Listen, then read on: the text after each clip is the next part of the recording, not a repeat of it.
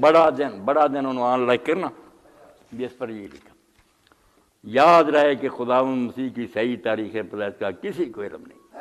3 صدی میں اسکندریہ کے کلیمنٹ نے رائے دی تھی کہ اسے 20 مئی کو منایا جائے، لیکن 25 دسمبر کو پہلے پیر روما میں اس لیے مقرر کیا گیا تاکہ اس وقت کے غیر مسیحی تہوار جشن ظہر کو جو راس الجدی کے موقع پر ہوتا تھا پسے پش ڈال کر اس کی جگہ خداوند مسیح کی سالگرہ منائی جائے۔ اس طرح جعلی بدعتیں چل پڑتی ہیں۔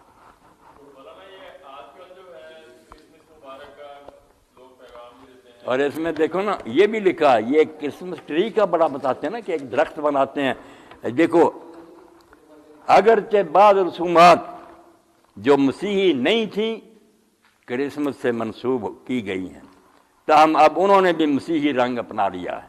مثلا کرسمس ٹری، کرسمس کا درخت، اب اس سے یہ مراد لی جاتی ہے کہ یہ خدا کی طرف اشارہ کرتا اور اس کی نعمتوں کی یاد دہانی کراتا۔ کہتا ہے یہ بھی کوئی عیسائیوں کا نہیں، غیر قوموں سے لے کر ایک درخت بنا لیا اور اس کا نام کرسمس ٹری رکھ لیا۔